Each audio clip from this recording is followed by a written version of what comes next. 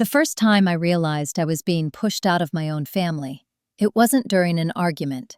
It was during a wedding rehearsal dinner. I was sitting at the long farmhouse table in a rented barn outside Asheville, North Carolina, watching my younger brother laugh with people who barely knew him, when my name never came up once.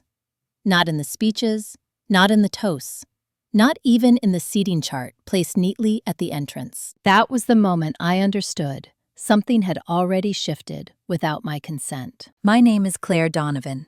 I was 32 that summer, old enough to recognize silence as a decision, not an accident. I worked as a licensed residential appraiser.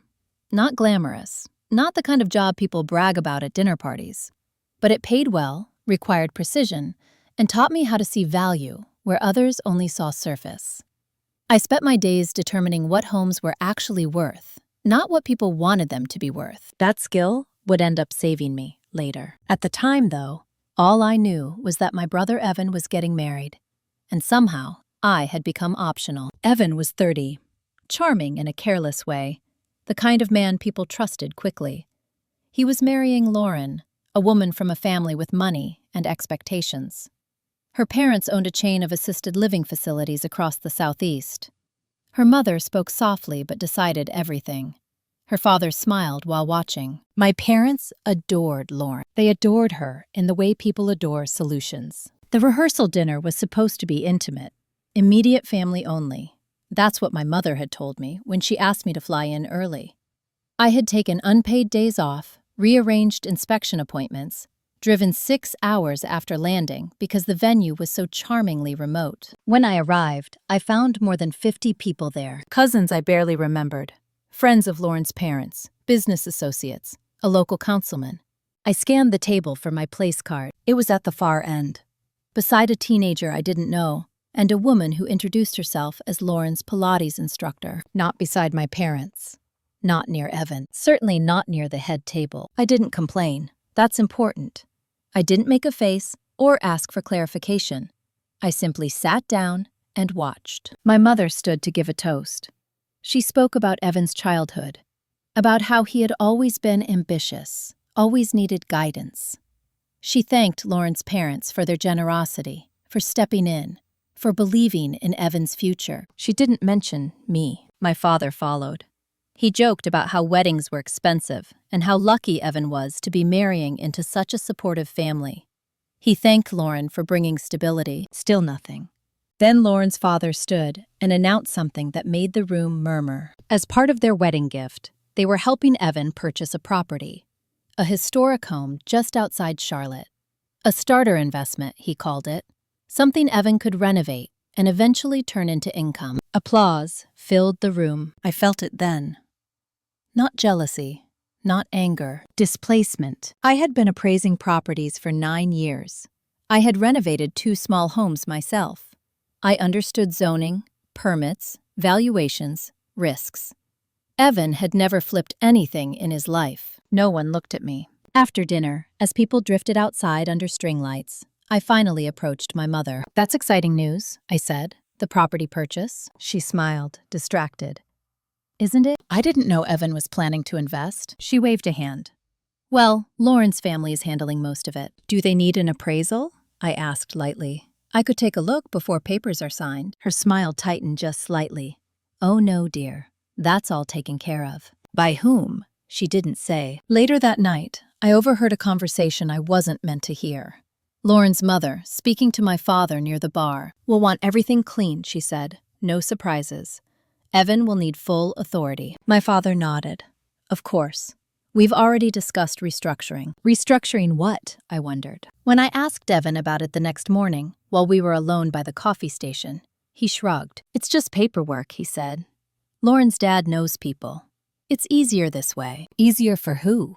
I asked. "For everyone," he replied, already looking past me. The wedding itself was beautiful. December. Christmas lights woven into evergreen branches. Snow threatening, but never falling. I wore a navy dress and smiled when spoken to. During the reception, a distant aunt leaned over and said, "So, are you in real estate too?" "I'm an appraiser," I replied. "Oh," she said, disappointed. "I thought you'd be more involved." So did I. The real blow didn't come until 3 weeks later. I was back home in Raleigh when my mother called and casually mentioned they were updating the family trust. "It's just a formality," she said, with Evan settling down. "Am I involved?" I asked. There was a pause. "Well," she said carefully, "things are changing." It was the cover. And whatever was happening next had already been decided without me. I didn't ask follow-up questions right away. The old version of myself would have pressed gently, tried to sound reasonable, maybe even laughed it off so no one felt accused. I would have asked what things are changing meant, then apologized for being sensitive when the answer felt vague. This time, I said nothing. I let my mother fill the silence. "Well," she continued, mistaking my quiet for acceptance, "with Evan starting a family soon, it makes sense to simplify things.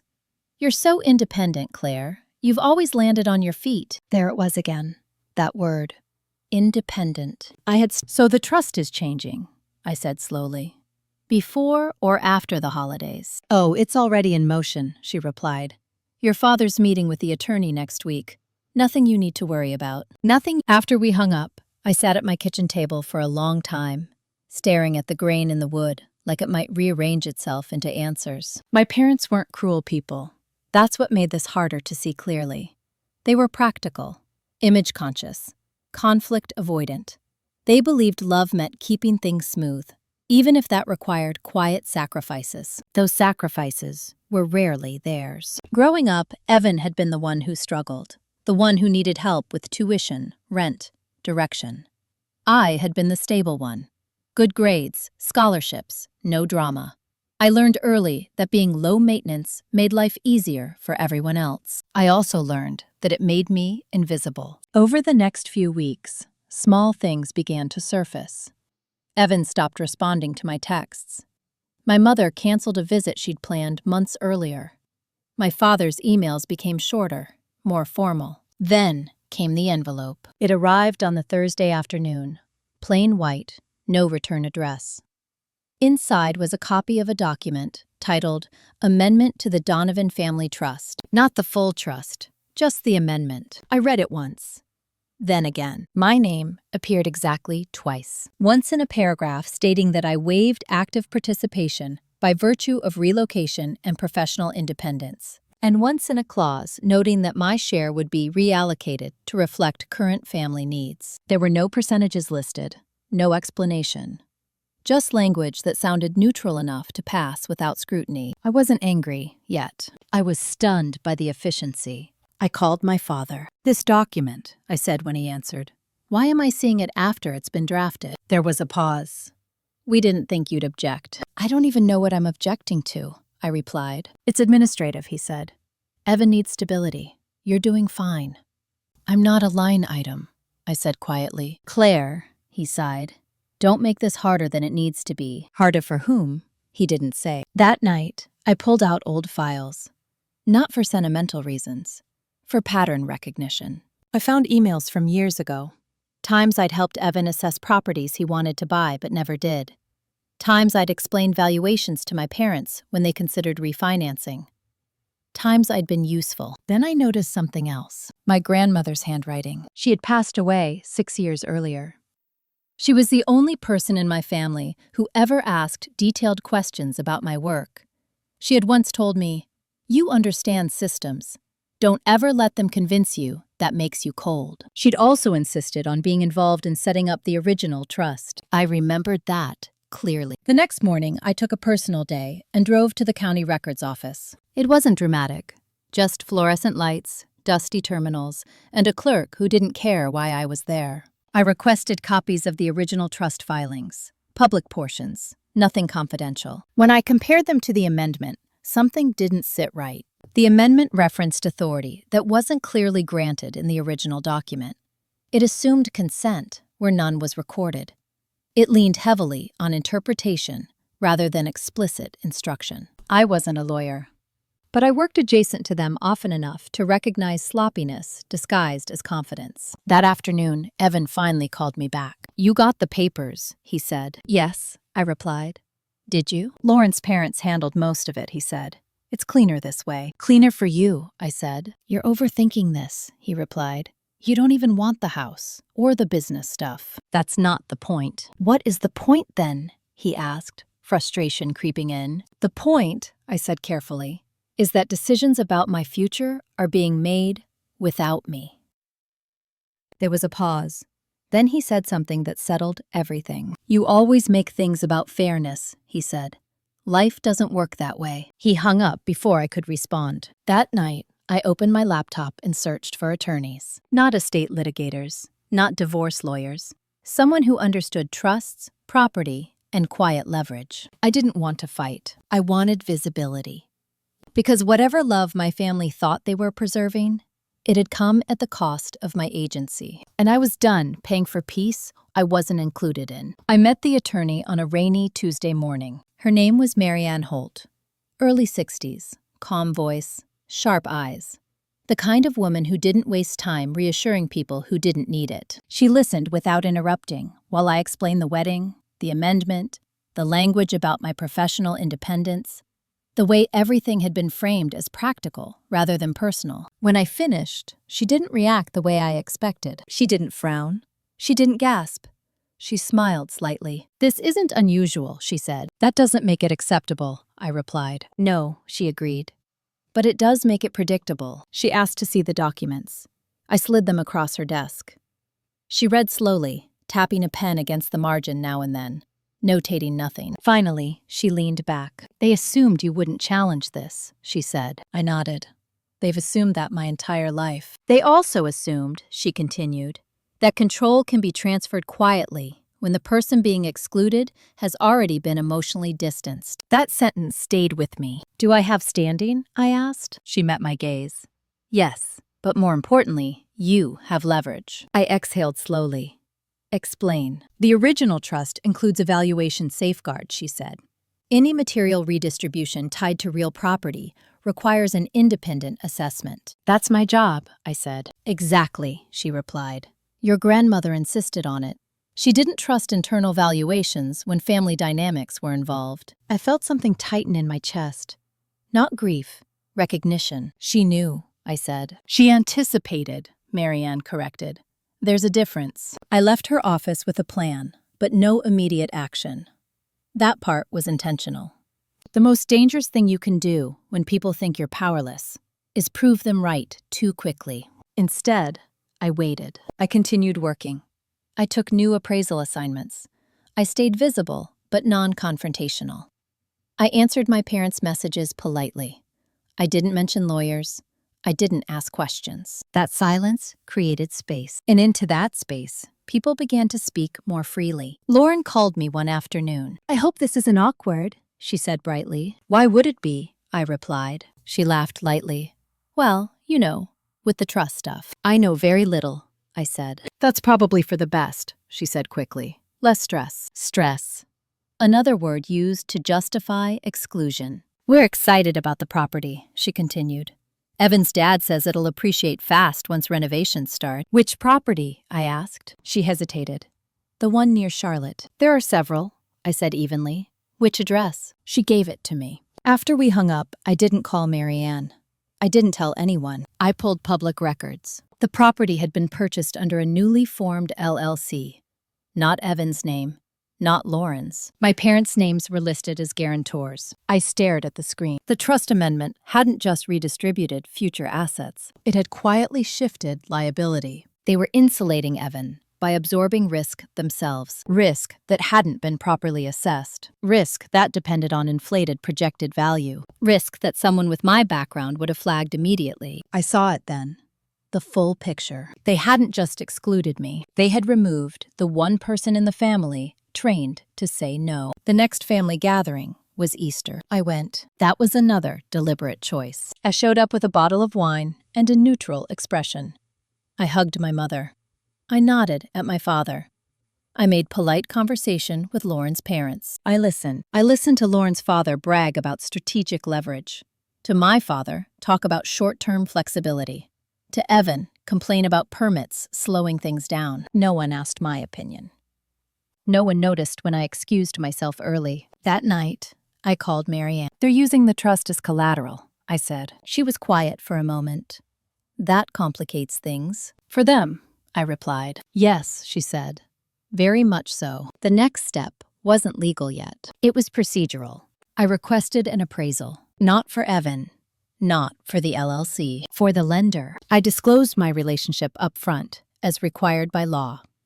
I requested a neutral third-party review, based on discrepancies in projected value versus zoning constraints. The lender listened. They always do when numbers don't add up. That was when the calls started. First, Evan.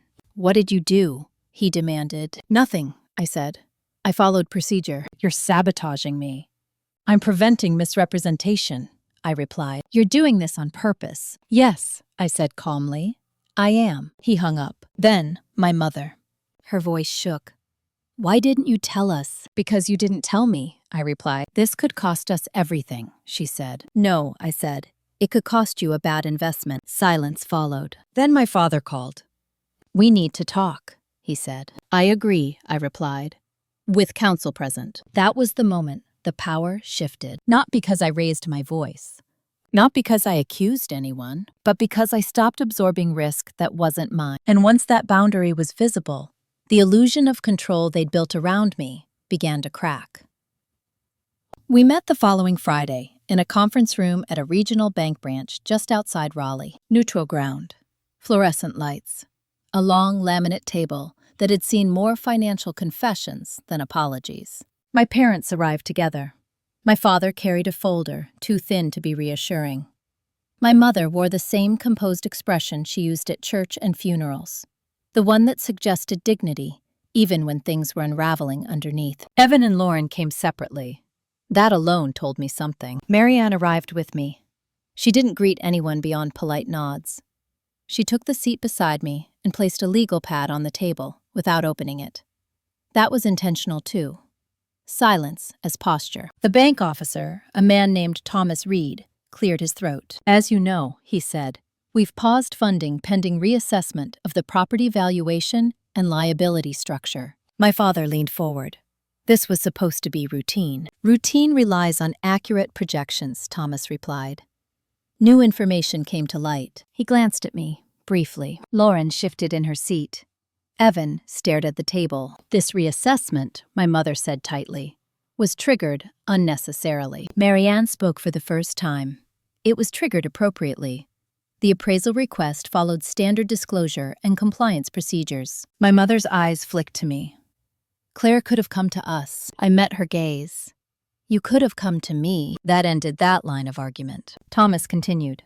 There are zoning restrictions affecting the rear portion of the property that were not reflected in the initial valuation. Additionally, renovation estimates appear optimistic, given current permit delays. Evan looked up.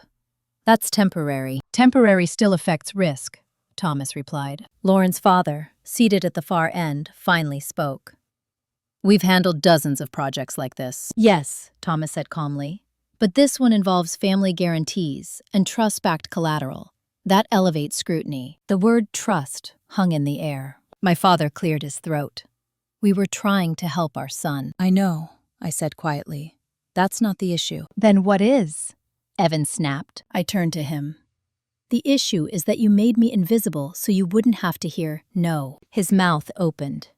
Closed. Lauren looked at him sharply. Marianne slid a document across the table. This is a notice of concern regarding the trust amendment's use as collateral. Until governance questions are resolved, any encumbrance may be challenged. My mother went pale. Challenged how? Legally, Marianne replied. Thomas leaned back. Which is why the bank recommends restructuring before proceeding. Lauren's father frowned. Restructuring what? The trust, Thomas said, and the ownership of the LLC. Silence. My father rubbed his temples. This is getting out of hand. No, I said. This is getting accurate. Evan pushed back his chair. So what, you get to decide now? I already did, I replied, by choosing not to be excluded. Lauren spoke then, carefully. Claire, what do you want? I appreciated that she asked directly. It was the first honest question anyone had posed. I want separation, I said. Clear lines. No use of shared assets without full disclosure. No restructuring without consent. And if we agree? My mother asked. Then I stepped back, I said. I don't interfere, I don't micromanage, but I won't be collateral. Evan laughed bitterly. You're acting like the victim. I'm acting like a professional, I replied. There's a difference. Thomas stood. Given the circumstances, the bank will require a revised structure and independent valuation before proceeding. Lauren's father nodded stiffly. We'll handle it. After the meeting, my parents lingered while Evan and Lauren left in silence. My mother approached me. You didn't have to do this publicly. You made it private, I replied. That's why it escalated. My father looked tired. Your grandmother always worried you'd see through us. I didn't respond. That evening, Marianne and I sat in my car for a moment before parting ways. You've effectively frozen their leverage, she said, without filing anything. For now, I replied. She nodded. Next up, I wait, I said. They'll move. And they did. 2 days later, my parents emailed requesting a family meeting. No lawyers, just us. I declined. I responded with one sentence. All discussions regarding the trust should go through counsel. The reply came within minutes. This isn't necessary. I stared at the screen, then typed back. Neither was excluding me. That night, alone in my apartment, I felt the weight of what I'd done settle fully. I hadn't yelled. I hadn't accused. I had simply refused to be useful on terms that erased me. And in families like mine, that refusal was the greatest disruption of all, because it forced them to confront a truth they'd avoided for years. Love that requires silence isn't love, it's control. And I was done mistaking one for the other. They didn't respond right away. That was new. For most of my life, my parents had answered quickly when they felt challenged. Quickly and decisively, as if speed itself could reassert authority. This time, there was nothing. No follow-up email, no phone call. No attempt to soften the tone. Silence, when it finally comes from people used to being in control, is never neutral. It's strategic. Or it's panic. I assumed a mix of both. I returned to my routines. Inspections in Durham, a condo appraisal near Chapel Hill, paperwork in the evenings. I stayed grounded in numbers and facts, because feelings were the one thing I refused to negotiate with anymore. 3 days later, Evan showed up at my door. He hadn't called ahead. I recognized his knock immediately. Too loud, too impatient. The knock of someone who expected access by default. I didn't open the door right away. I waited until I felt steady. Then I did. He looked angry and rattled, which was not his usual state. Evan preferred charm. Anger meant charm had failed. You blindsided us, he said, stepping inside without being invited. I closed the door behind him. You should sit. I'm not here to sit, he snapped. I'm here to ask what the hell you're doing. I leaned against the counter. I'm protecting myself. From what? He demanded. From helping your own brother? You weren't asking for help, I replied. You were asking for silence. That's not fair. It's accurate. He ran a hand through his hair. Lauren's parents are furious. The lender's questioning everything. Dad's stressed. Mom's barely sleeping. I didn't respond. You always do this, he continued. You make things complicated when they don't need to be. I looked at him then. Really looked. At the man who'd been rescued so often, he mistook rescue for entitlement. Complicated for you, I said. Clear for me. You could have just trusted us. I laughed once, quietly. You removed me from decisions that affected my liability. That was paperwork. That was control. He stared at me. So what do you want? An apology? No. Money? No. Then what? He asked, exasperated. I want you to stop building your life on the assumption that I'll absorb the fallout, I said. That's it. He shook his head. You're punishing us. I'm opting out, I replied. There's a difference. He stood there for a moment, then said something that surprised me. You know Mom thinks you're doing this because you're jealous. That one didn't sting the way he expected. I'm not jealous, I said. I'm done being underestimated, he scoffed. You think you're better than us now? No, I said. I think I'm separate. He left without another word. That evening, Marianne called. They're moving quickly, she said. How? I asked. They've contacted another attorney, someone aggressive. I nodded. That was inevitable. They're considering filing a declaratory action to affirm the amendment. That mattered. If they do that, I said, they expose everything. Yes, Marianne agreed, including the valuation discrepancies. Do we respond? I asked. Not yet, she said. Let them commit. 2 days later, A letter arrived. Formal, heavy paper. Legal language dressed up as reassurance. It stated that the trust amendment was valid, executed in good faith, and necessary for family harmony. It encouraged amicable resolution and warned against actions that could unnecessarily disrupt family stability. I read it twice. Then I noticed what wasn't there. No reference to the collateral issue. No acknowledgement of the paused loan. No mention of my grandmother's safeguard clause. They were pretending those things didn't exist. That's when I understood something crucial. They didn't think I'd go all the way. They thought this was a bluff. A moment of rebellion that would fade once the emotional temperature dropped. I forwarded the letter to Marianne with a single sentence. They're miscalculating. Her reply came quickly. Then we let them. The next step wasn't legal. It was financial. I requested a full disclosure from the trust administrator. As the named beneficiary, I was entitled to it.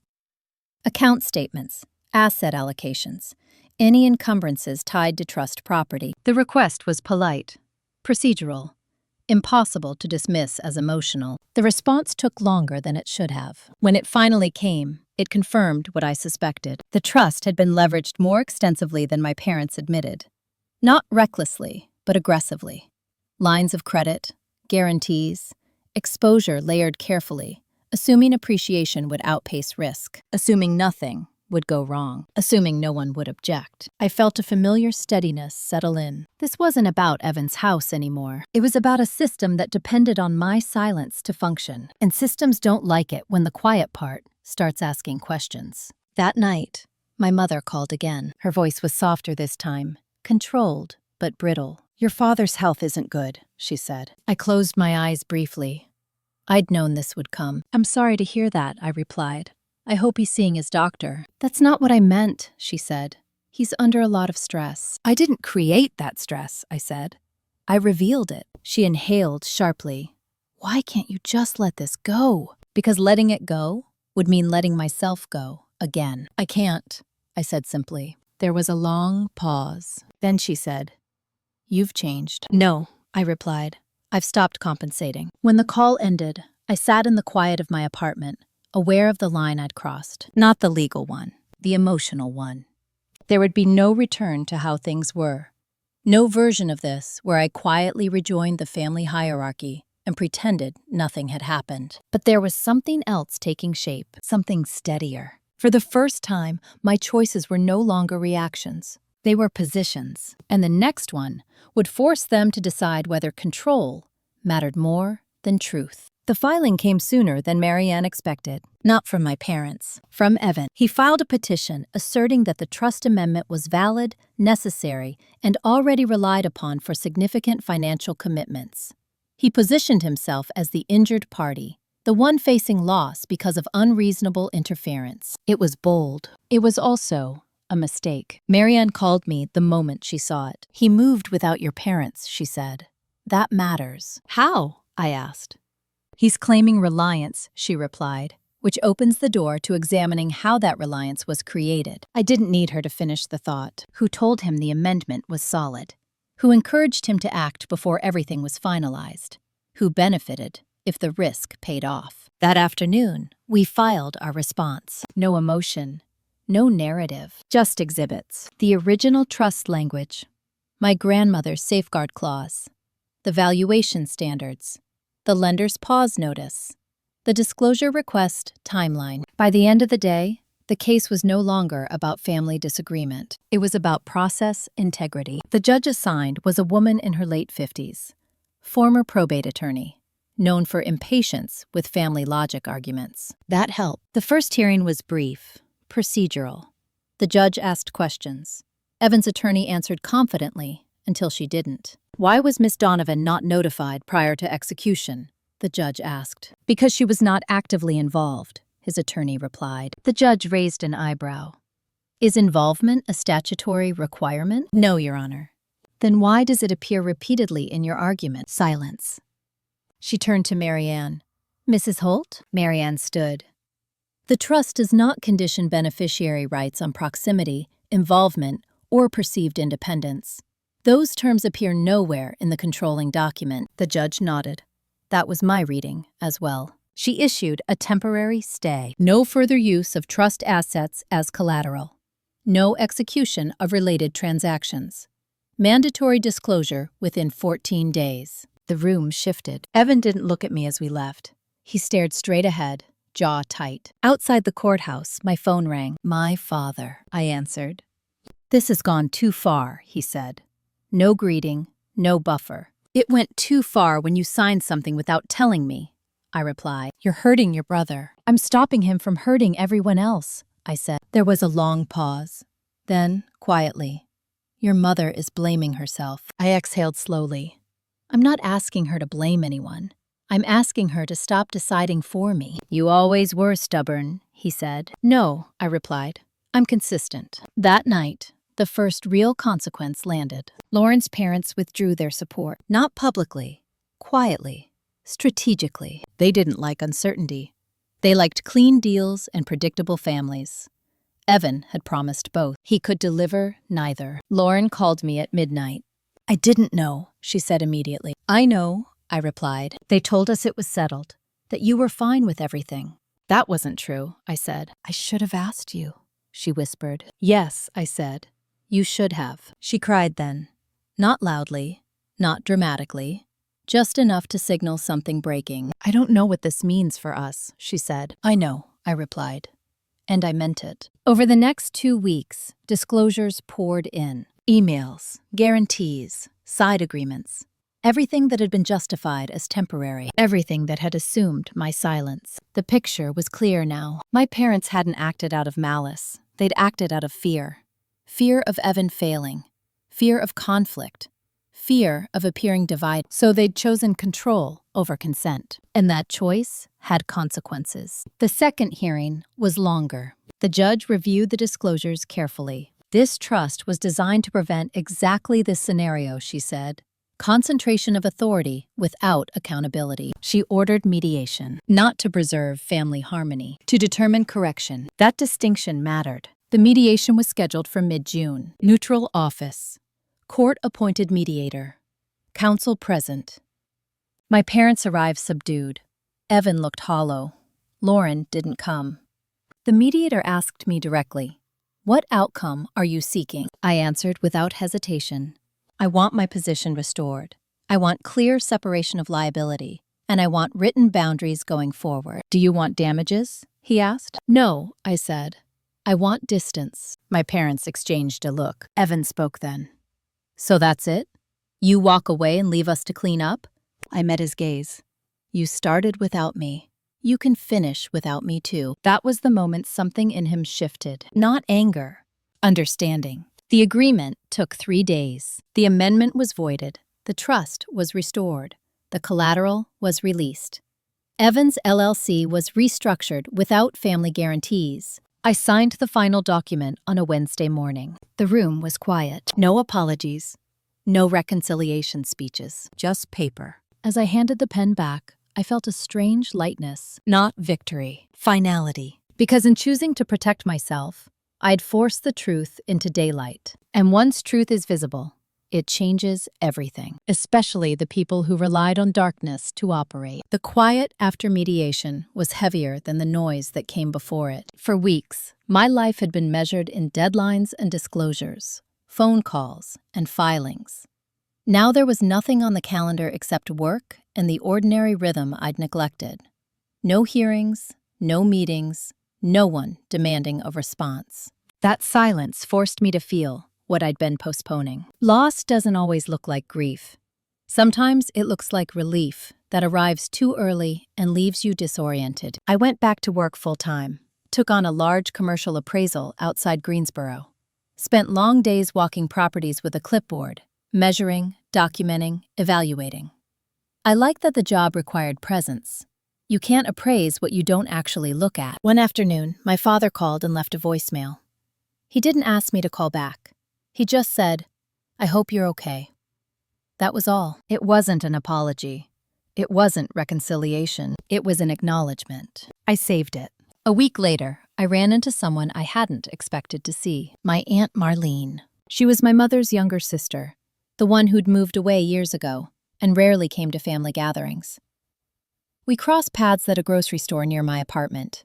She recognized me immediately. "Claire," she said, eyes soft. "I heard." "Heard what?" I asked. She smiled faintly. "That you finally stopped carrying everyone." We stood by the produce section, surrounded by strangers, pretending not to listen. "They won't say this out loud," she continued, "but you did what none of us ever managed." I studied her face. "Why didn't you?" She hesitated. "Because it cost something." "I know," I said. She reached out and squeezed my arm. "Just wanted you to know you weren't imagining it." That mattered more than she realized. The next call came from Evan. I almost didn't answer, but I did. "I'm not calling to argue," he said immediately. "Then speak," I replied. There was a long pause. I could hear traffic in the background, somewhere unfamiliar. "I lost the house," he said. "I know," I replied. "Lauren left," he added. "I'm sorry," I said. And I meant it. "They're saying I rushed," he continued. "That I counted on things that weren't guaranteed." "You did," I said gently. I thought it was finally my turn." I closed my eyes. "I know," I said again. "Do you hate me?" he asked. The question surprised me. "No," I said, "but I don't trust you." That silence that followed was different. He wasn't bracing this time. He was listening. "I don't know who I am without everyone propping me up," he said quietly. "That's something you'll have to learn," I replied. "Just like I had to learn who I was without approval." He exhaled. "I wish I'd listened to you." "So do I," said. We hung up without resolution. But something had shifted. Not repaired, just honest. A month later, the trust administrator sent confirmation that all changes had been reversed and recorded. My share restored. My rights intact. No footnotes. No conditional language. I didn't celebrate. I archived the email and went for a walk because the money had never been the point. What I'd reclaimed was choice. Thanksgiving approached quietly that year. My mother sent an invitation. Just one sentence. "We'll be home if you'd like to come." No pressure. No expectations. I stared at it for a long time. Then I replied, "I won't be there. But I hope you're well." She didn't respond. Christmas came and went without contact. And that was okay. I spent it with friends. People who asked questions and waited for answers. People who didn't confuse access with entitlement. One evening in January, I received a small package. No return address. Inside was a handwritten note from my grandmother. Or rather, a copy of one, dated years ago, folded carefully. "Claire sees clearly. She always has. If she ever has to choose between peace and truth, I hope she chooses truth. Peace can be rebuilt. Integrity can't." I sat with that for a long time. By spring, my life felt different. Not easier. Cleaner. I stopped anticipating disappointment. Stopped preemptively explaining myself. Stopped shrinking to make space for people who never noticed. And something unexpected happened. I felt proud. Not in a loud way. In a quiet, internal way that didn't need witnesses. The kind of pride that comes from knowing you didn't abandon yourself when it mattered. The case was over, but the consequences were still unfolding. And the final test wouldn't come from courts or contracts. It would come from the moment they realized I was no longer available to be managed. The first time I noticed the shift, it was subtle. My phone stopped lighting up before family events. No reminders, no gentle nudges.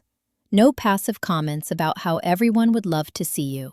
I wasn't being punished. I was being recalibrated. When people lose leverage, they don't always lash out. Sometimes they withdraw and wait, hoping distance will do the work control no longer can. I let it. In early spring, I received an email from the trust administrator requesting a routine update, annual disclosures, beneficiary confirmation. Nothing unusual, except for one line at the bottom. "Please confirm whether you wish to be notified in advance of any proposed changes." I stared at it for a moment. Then I checked the box that said yes. Not because I expected future attempts, because clarity is preventative. Work expanded in ways I hadn't anticipated. A regional firm reached out about contracting me as an independent consultant. Not just appraisals, risk assessments, development viability, second opinions. "You're direct," the partner told me during our first meeting. "Clients don't always like that, but they listen." I accepted. The irony wasn't lost on me. The very trait my family had dismissed as inconvenient was now the reason strangers trusted me with decisions worth millions. One afternoon, as I was reviewing zoning maps at a coffee shop, Lauren walked in. She looked different, thinner, tired in a way that wasn't about sleep. She spotted me immediately. "Claire," she said, hesitant. "Do you have a minute?" I nodded. She sat across from me, folded her hands. "I wanted to say I'm sorry," she said. "Not just for the house. For everything." I waited. "I believed the version of you they presented," she continued. "The one who was fine, who didn't mind being left out." "That version was convenient," I said. "Yes," she agreed. And I used it. We sat in silence for a moment. "I don't think Evan ever understood what you were protecting," she said finally. "He thought you were attacking." "I know," I replied. She looked down. "I don't hate him, but I can't build a life on assumptions that fall apart under pressure." "That's wise," I said. She nodded, then stood. "I wish things had been different." "So do I replied. After she left, I realized something important. I didn't feel the urge to fix anything. No impulse to comfort. No need to reframe. That was new. Easter came again. My parents didn't invite me. Instead, my mother sent a short message. "We're keeping it small this year." I read between the lines and accepted it without resentment. A few weeks later, my father emailed, asking if I'd review a property report for him. Not as family, as a professional. He attached the file. I didn't answer immediately. When I did, my reply was brief. "I don't consult for family, but I can recommend someone." He replied within minutes. "Understood. Thank you." No guilt, no pressure. That was progress. The real test came in June. The trust administrator notified all beneficiaries of a proposed adjustment, not a redistribution, a procedural change involving reporting timelines. Everyone was copied, including me. My mother replied first. "Looks fine to us." Then my father agreed. Then Evan. No issues. I read the document carefully. Then I replied, "I have questions." The room shifted again. The administrator responded promptly, offering clarification. I asked for documentation. They provided it. No one complained. No one accused me of being difficult, because the system now recognized my role.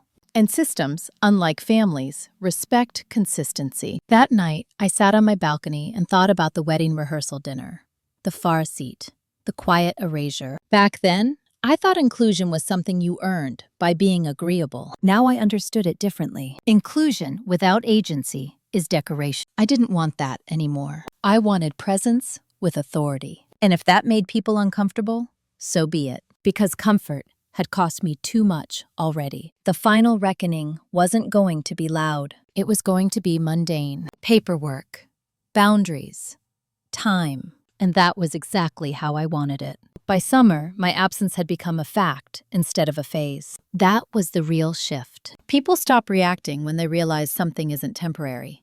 They stop waiting for you to come back to your assigned place. They start reorganizing around the space you no longer occupy. I noticed it first through other people. A cousin I hadn't spoken to in years messaged me out of the blue. "I heard you're consulting now. Congrats." No questions about family, no subtle probing.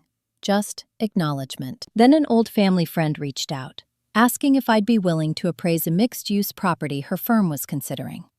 She mentioned my father had recommended. That made me pause. He hadn't asked for credit. He hadn't tried to insert himself. He'd simply said, my name. That was new. The call I hadn't expected came in July, from my mother. She didn't start with pleasantries. "Your father's selling the lake house," she said. I closed my eyes briefly. "Okay, it's part of simplifying things," she continued. "Less overhead." "That makes sense," I replied. Silence stretched between us. "He asked if you wanted to walk through it one last time," she added carefully, "before it's listed." I considered it. That house held every version of me. The quiet child, the dependable teenager, the adult who learned to make herself useful to stay included. "I don't need to," I said. Her breath caught. "Are you sure?" "Yes." She didn't argue. A week later, Evan emailed, not to ask for anything, just to say he'd taken a job in another state. Entry level. Temporary. "I hope this is okay to tell you," he wrote. "I'm trying to do things differently."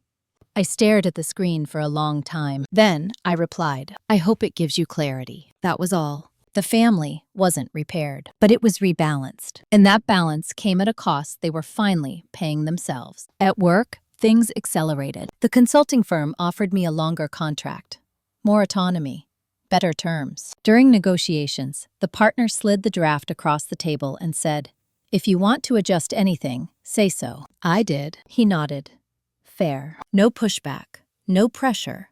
Just respect. It struck me then how little of my earlier life had included that. Not overt disrespect. Assumed compliance. The difference mattered. In August, the trust administrator scheduled the annual beneficiary review call. Optional, but encouraged. I joined. So did my parents. Evan called in from out of state. The administrator reviewed figures, outlined updates, asked if anyone had concerns. My father spoke first. Routine approval. My mother agreed. Then the administrator turned to me. Miss Donovan, I have one request, I said. Yes? I'd like all future correspondence to be addressed to me directly, not routed through family. There was a pause. Of course, the administrator replied. That's already in place, but we can note it explicitly. Thank you, I said. Evan shifted on the call. Anything else? The administrator asked. No, I said. That's all. After the call ended, my mother texted. I didn't realize that mattered so much to you. I typed, then deleted, then typed again. It matters that it's respected. She didn't respond. In September, I attended a conference in Atlanta, industry-focused, mostly men, mostly older. During a panel discussion, a developer dismissed appraisal safeguards as conservative noise. I raised my hand. What you're calling noise, I said calmly, is what prevents leverage from becoming liability. The room went quiet. Afterward, 2 women approached me, both in their 60s, both sharp-eyed. Thank you, one said.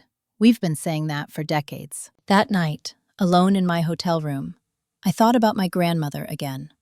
About how she'd insisted on safeguards when no one else wanted them. She hadn't been pessimistic. She'd been precise. As fall approached, my parents stopped trying to reframe the past. They didn't apologize. They didn't defend. They adjusted. That was their way. And for the first time, it wasn't my responsibility to translate that into love. I received an invitation to Thanksgiving. Neutral tone.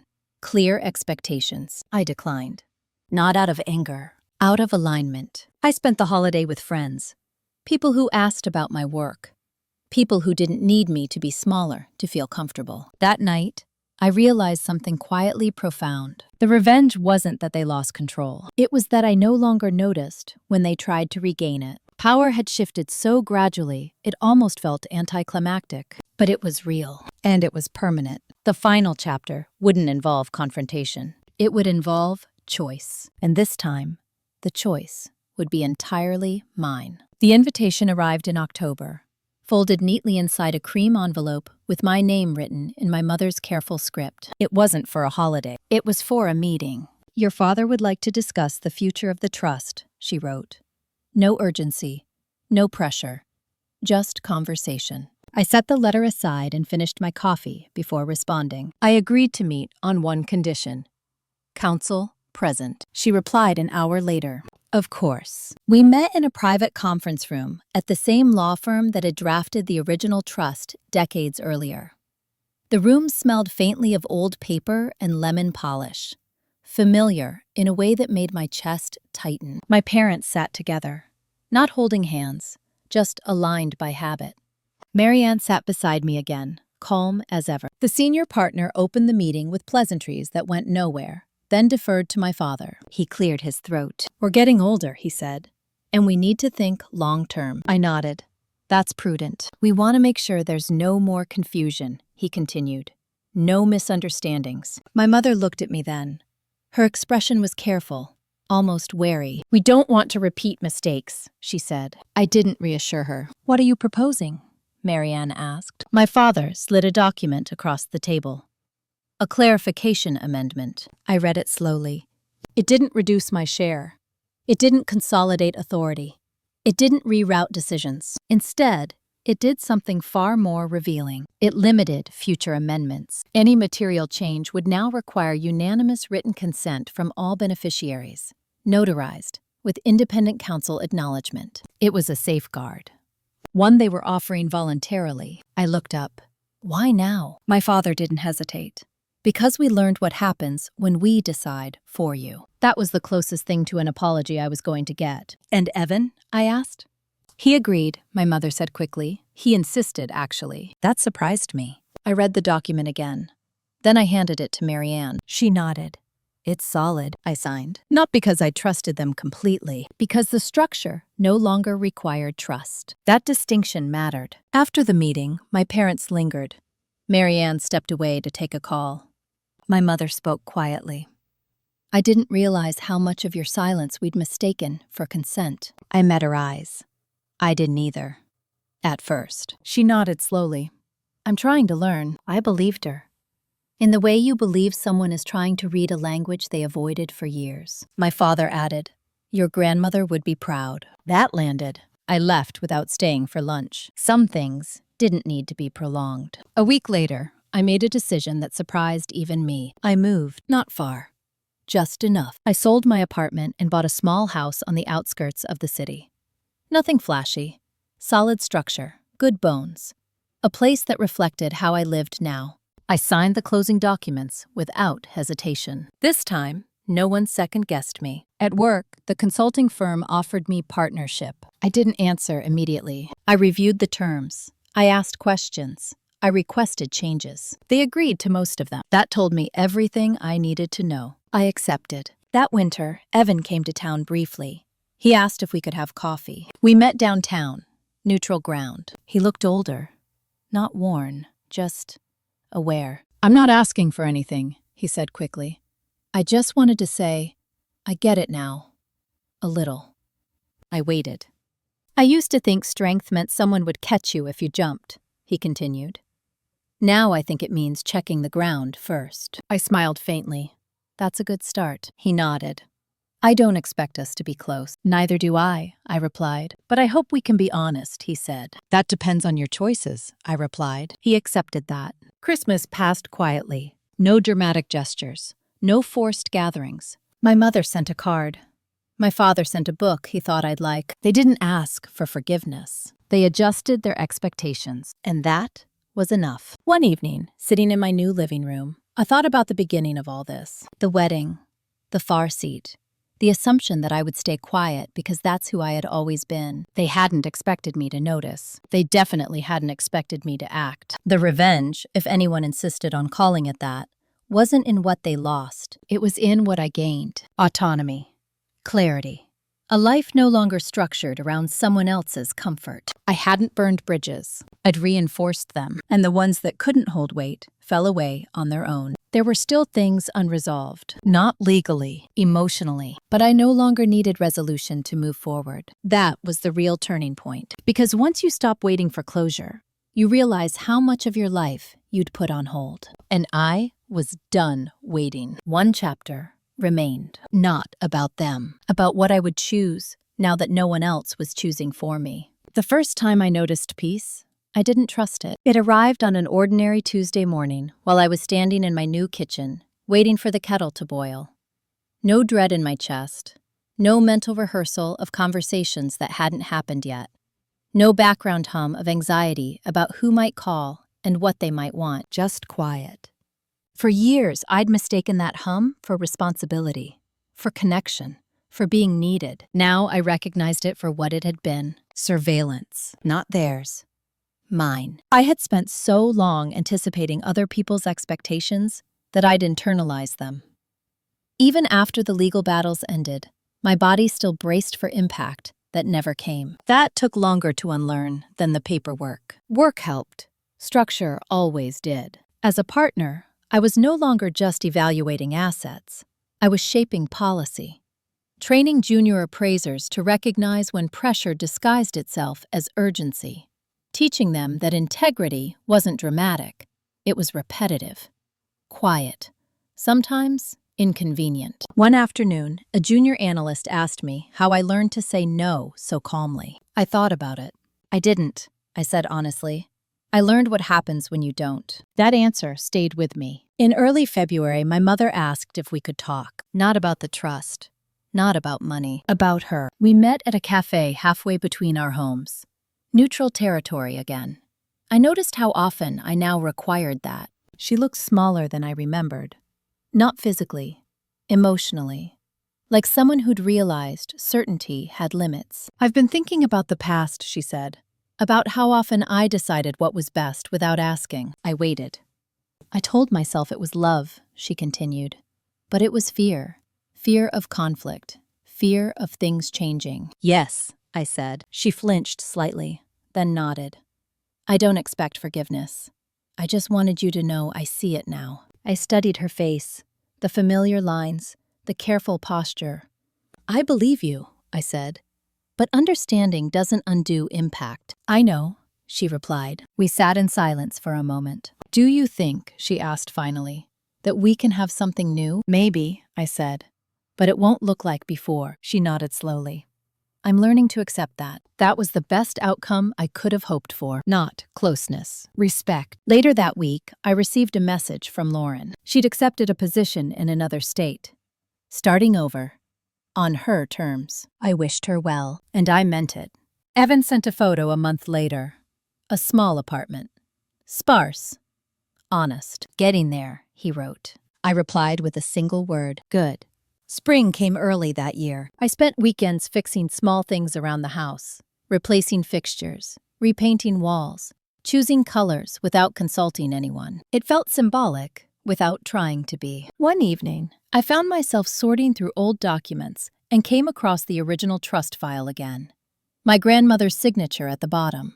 Firm, confident. I thought about how she'd planted safeguards she knew might never be needed, or might be needed. Desperately. She'd understood something no one else had. Families don't fracture because of money. They fracture because of unspoken power. Money just reveals it. The final decision came quietly. The firm offered to expand. New markets, more responsibility, travel. Old me would have asked who needed me to stay. Who would be disappointed if I left? This time, I asked myself one question. Do I want this? The answer was yes. I accepted, not because it proved anything, but because it aligned with who I was becoming. The last time I saw my parents that year was brief, polite, uneventful, no tension, no subtext. That was the clearest sign of all. I was no longer the axis around which their anxieties spun, and they were no longer the measure of my worth. As summer approached, I realized something quietly profound. The betrayal hadn't broken me. It had clarified me. It showed me exactly where I ended and others began. Exactly which bonds were conditional and which were not. And once you see that line clearly, you can't unsee it. The final chapter wasn't about confrontation. It was about choice. Choosing to live without shrinking. Choosing to build without asking permission. Choosing peace that didn't require silence. And that choice, once made, changed everything. The last document I signed that year wasn't related to the trust, the firm, or my family. It was a healthcare proxy. I remember noticing the irony as I sat in the attorney's office, pen poised, realizing how long it had taken me to formally claim the right to decide for myself. Not just about assets or contracts, but about my own body, my own future. Autonomy, I'd learned, wasn't a single act. It was a pattern. When I left the office, I didn't feel dramatic or triumphant. I felt grounded. Like someone who finally understood where the ground was. Life didn't suddenly become perfect after that. There were still awkward family interactions. Still moments when my mother hesitated before speaking, as if recalculating which version of me she was allowed to address. Still updates about Evan that carried a quiet undercurrent of comparison, though no one said it out loud anymore. But something essential had changed. They no longer decided the narrative. I did. That summer, I hosted a small gathering at my house. Not a party, just dinner. Friends from work, a neighbor, my Aunt Marlene, people from different parts of my life who had never been asked to fit neatly into one box. As I watched them talk and laugh in my living room, I noticed how relaxed I felt. No performance, no scanning for tension, no need to manage impressions. At one point, Marlene raised her glass and said, "I'm glad you built this life. Not inherited, not preserved, built." Later that night, after everyone left and the house was quiet again, I sat on the floor with my back against the couch and thought about the version of myself from a year earlier, the woman sitting at the far end of a rehearsal dinner table, telling herself it didn't matter. The woman who believed that staying agreeable would eventually earn her security. The woman who thought love was something you protected by staying silent. I felt compassion for her, but I didn't miss her. In October, my father called to tell me the lake house had sold. He didn't sound relieved or sad, just factual. "I wanted you to hear it from me," he said. "Thank you," I replied. After we hung up, I realized something quietly important. He hadn't asked for my approval. He hadn't sought reassurance. He'd informed me as an equal. That was new. Thanksgiving came and went without tension. I sent a message. They sent one back. No expectations attached. Christmas, the same. Time did what confrontation never could. It recalibrated power, not by force, by absence. The real revenge in all of this wasn't watching anyone fail. It was watching them adjust. Adjust to my boundaries. Adjust to my silence.